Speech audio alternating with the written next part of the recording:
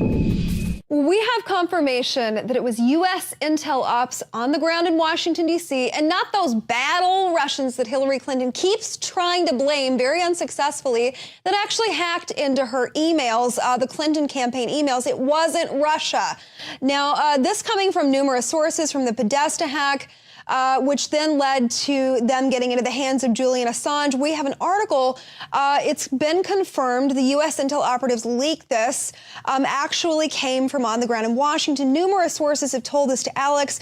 They didn't want to be named on camera, but the motivation for doing this, of course, is an attempt to save America from a Clinton presidency, because they know that Clinton, she's very rampantly corrupt, very dangerous, and they were concerned with how she mishandled the classified information as far back as 2009, when officials from the National Archives became aware of the violation of the record-keeping procedures that the Department of State, Hillary Clinton, was presiding over. They decided to take action. Now, she's repeatedly insinuated that Russian agents were responsible for the release of these emails. Of course, we know that simply isn't true. She even had the audacity to threaten military action against Russia because they had hacked into her server, her homebrew server that was set up in her little closet. Turns out it was all bull. None of it was true. It was a smokescreen.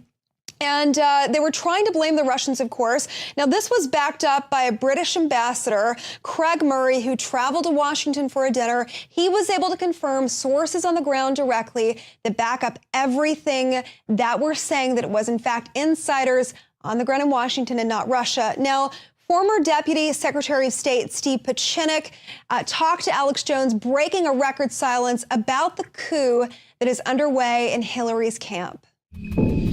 We had a civil coup that was initiated by Hillary and her cohorts based on corruption and political cronyism. We had a counter coup, which was initiated several days ago by some of the people in 16 different organizations, as you mentioned. However, there's been more and more information coming out, and now we are concerned that two people are specifically targeted by our intelligence system. One is Abedin. The issue of Abedin and her connections to Saudi Arabia and the Salafists, and particularly with those Salafists or Imam who funded al-Qaeda and subsequently, presumably, Osama bin Laden, she is a very concerned target for us. And the reason for that is, the question is, she was born here in the United States, left after 2 years. How did she come back in 1996? Get to the top of the ladder, the political ladder, and become an assistant to Hillary Clinton, when in fact her connections, including her mother, her brother, and others, are very much tied in with the Wahhabis, Saudi Arabia, and the government. The answer from my perspective, and possibly from those who I work with, is that she's very much of an agent of influence and both an operative and infiltrator on behalf of the Saudi Arabia. And that's why she had the 650,000 emails reportedly under the name Insurance on Hillary, gathering data. And the question is, who gave her the top secret clearance that she had received after having been here only 2 years after 1996? Who, in fact, in our three-letter agency, worked in Saudi Arabia? There's only one agency. It's either Catholics in Action or the CIA, John Brennan, who has been very close to the Saudi Arabians, and also the Israelis. Now, why do I talk about both these issues? The ultimate distraction in this whole storyline with Abedin and Anthony Weiner has been, to me, somewhat of a farce. It's been either contrived or combination of, ongoing problems, but a highly contrived scenario, which distracts from the fact that Abedin is very much of a Saudi agent. However, she married a Jew, a pathetic Jew, but nevertheless, that neutralized the notion that she was a total Saudi influence.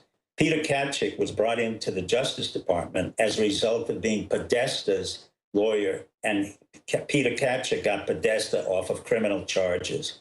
Podesta, who's as stupid as the day is long, made a comment saying, "This is my kind of lawyer.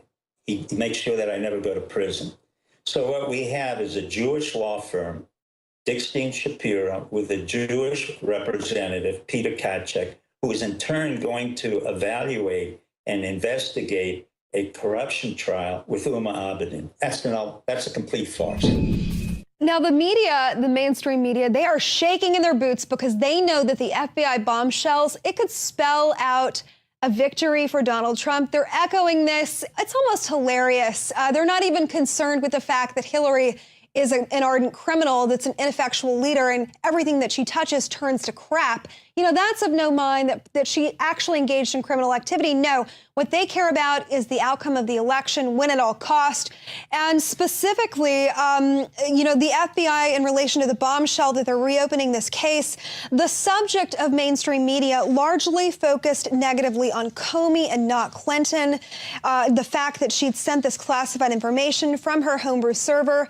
One study, it was done by an organization called Media Research Center, and they looked at news coverage from a Friday to a Monday, and consistently reports from ABC, NBC, CBS, they were overwhelmingly negative towards Comey, and only 31% of the time, roughly 1 in 3 times, did they actually call out Clinton for her illegal activity. Now, the most pertinent part of this, the most important part of this information, the Washington Post editorial board, it said, and I'm directly quoting here, "No one should be happy that the outcome of the U.S. presidential election could be affected, if not determined, by a cryptic letter from the FBI director released 11 days before the vote.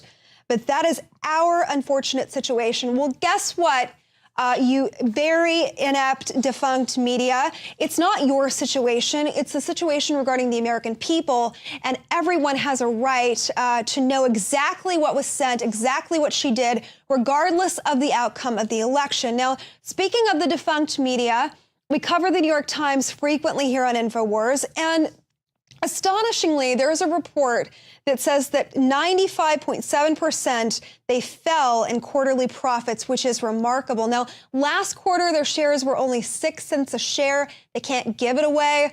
But specifically, their net profit attributable to the newspaper publisher, it fell to $406,000, are just breaking even per share in their third quarter. Now, to read that direct little tidbit of information, you would think that they were on the verge of collapse. Well, according to Mark Thompson, who heads up the New York Times, he's pretty much saying that things couldn't be better. This is what he had to say. He said the quarter proved yet again that the New York Times has a very compelling digital revenue story to tell. We saw exceptional gains in our digital consumer business, more than twice as many as the same quarter last year, and far more than any other quarter since the model launched in 2011. So just the fact that that statement is pretty out of touch, if you really think about it. He's saying, look, our digital gains are great. Well, guess what? Your shares are worth pennies on the dollar, and you basically can't even give it away. And maybe that's because you don't really cover issues that people care about. And specifically, we are in a war. We're not where Western Europe is. We're not there yet. But with a Clinton presidency, we very well could be. There is a war going on right now on the streets of Paris, and armed migrants are seen fighting each other in the streets. We've seen this since the closing of the Calais jungle. They've moved to the north of Paris.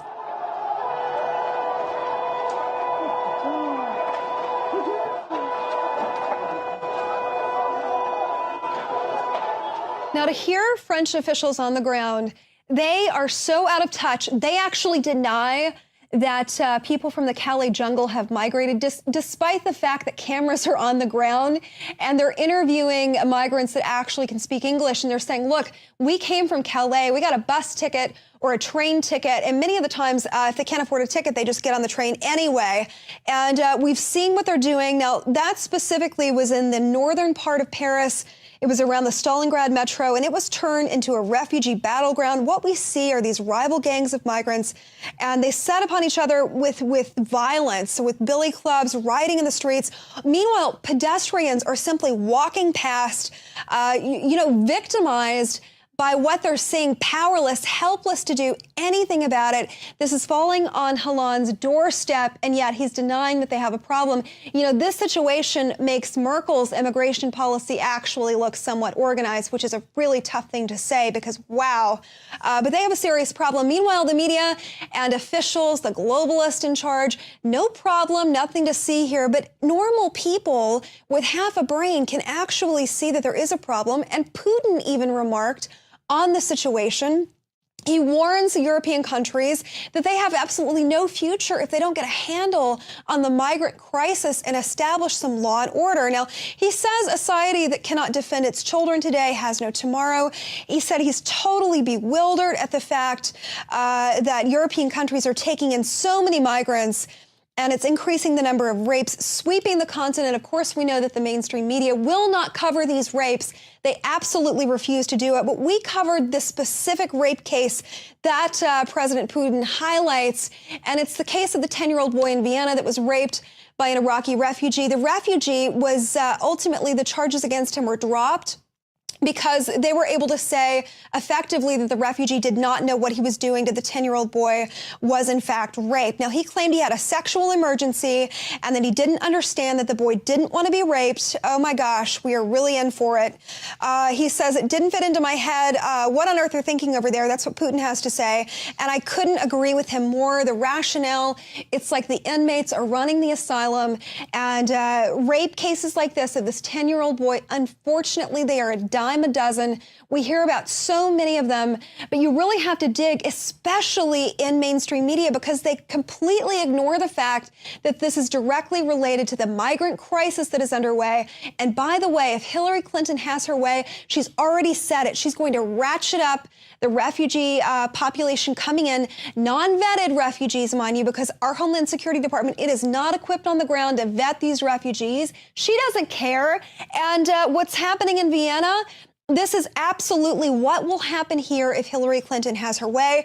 And the president of Russia is even remarking on it, saying he is totally bewildered at this fact. Now, we know that regarding the refugee crisis, ISIS has infiltrated military populations, refugee populations, and they are proud of this fact. It is unbelievable. There is one specific article that is so troubling to me. When I read it, I nearly, sick to my stomach doesn't begin to describe it. So the Islamic State, they have this magazine. It's called Nashir now, and they published an article asking lone wolves living in Western Europe and the United States to begin attacking. And specifically, I'm directly quoting, this was written in English as well as Arabic and French. And this is what they had to say. Every soldier fights on the caliphate land in Iraq and Syria wishes to be in your place, meaning wishes to be in Western Europe or America. We can cut the tail off the snake, but it sooner will grow again. But you have its head. Brave Mosul is bleeding. You should stop its bleeding by carrying out exhaustion operations on the enemy's power and blood. Cut their heads by your own knives. Let us hear your guns blasting their heads. If this doesn't make your stomach turn, and yet our politicians, like Hillary Clinton, they are totally ignoring these facts, because to look at the facts, you know, a moratorium on populations that are coming out of ISIS strongholds, we're not properly vetting them. She knows that. And the globalist in charge, the elitist running amok, wanting our country to go to hell in a handbasket, frankly. They see what's happening on the ground in France and Western Europe. They want it here. This rape case, you know what? When Clinton is in office, God forbid, we will be covering these night after night after night, rest assured. Now, the president took to a stage in Ohio this week, and the nerve of this guy, and forgive me for calling him this guy, the president of the United States, he basically insinuates that if you don't vote for Hillary Clinton, you're a sexist. So if you don't accept her policies, her radical view of immigration, the fact that she doesn't want any borders at all, the fact that she's possibly a Chinese operative, if you don't want her, well, you're just plain old sexist. He takes to a stage, he refuses to call Donald Trump by his name. He calls him the other guy. How disrespectful is that? So I'm just going to start from the top. This is what the president had to say to this crowd. There's a reason why we haven't had a woman president before. The guys out there, I want to be honest. Well, I guess there's a first for everything right there. He's trying to be honest, but then he goes ahead and lies and spins this ridiculous narrative that because she's a woman, she deserves to be president. So he says, there's a reason we haven't had a woman president before, and we have to ask ourselves as men, because I hope my daughters are going to be able to achieve anything they want to achieve. And I know my wife is not just my equal, she's my superior. Well, isn't that sweet? We all want men to love their wives, but the way he's going about this, playing the woman card, it whiffs of desperation. It reeks of desperation. Vote for me. I have a you-know-what. That's her only selling point. And look, celebrities, they're taking to the airways in this desperate, hilarious attempt. They're saying, look, we know you don't like her. We know she's hard to stomach. We personally can't stand her either. But please, please, please go out and vote for her anyway. She's a woman, for crying out loud. And the president, the audacity of him, to say that Hillary is electable simply because she's a woman. Well, that's absurd. And then he says, the guy is going to be your champion, referring to Donald Trump. Don't be bamboozled.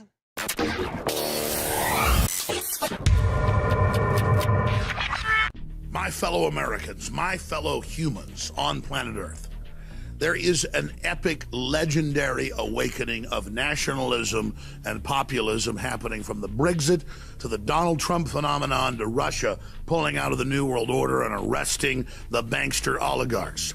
Humanity's will for self-determination and freedom is expressing itself. The great classical liberalisms of Thomas Jefferson and Francis Bacon are reawakening right now. And it's because of the historical times we live in that InfoWars is going to embark on an unprecedented 52-hour broadcast. We've done 24-hour broadcasts before, but we've never gone 52 hours. This Monday, from 11 a.m. Central, right through Tuesday, right into Wednesday, when the Wednesday show ends at 3 p.m. Central, we will broadcast for an unprecedented, legendary, over-the-top 52 hours live. The second great awakening is taking place. We are in the dawn of a new era of renaissance, of rediscovery and human liberty. Donald Trump, the Brexit, InfoWars, Matt Drudge, Breitbart, WorldNet Daily, and so many others are only one small manifestation in the fire of liberty that is now exploding across the globe. You can see it in the news. You can feel it. You can witness it on the street. History's happening. They always say this election is the most important in our lifetimes, and we laugh it off. I wouldn't even get involved in past elections because they were so clearly frauds. This one's the big kahuna. A clear demarcation line, a crossroads between nationalism and tyranny, between Americanism and globalism. That's why we're doing this one time and one time only, because history's happening. A 52-hour live transmission kicking off Monday, November 7th, 2016 at 11 a.m., running right through Election Day the 8th, into the night at 3 p.m. and quite frankly beyond. It's historical, and it's part of overthrowing the dinosaur media, not just overthrowing the two-party corrupt system. I want to see 10 million viewers tune in over the 50-plus hours, and that's where you come in. You are the heart and blood of the InfoWar. If you spread the link to Infowars.com/show and point out that this is the alternative new media, this is the rebellion, this is the modern Paul Revere operation, then all of you are riding right beside us, not behind us. So spread the word, my Paul Reveres, no matter where you live in the world. To information warfare arms, the globalists are coming, and they will be met on the field. Infowars.com, powered by 1776.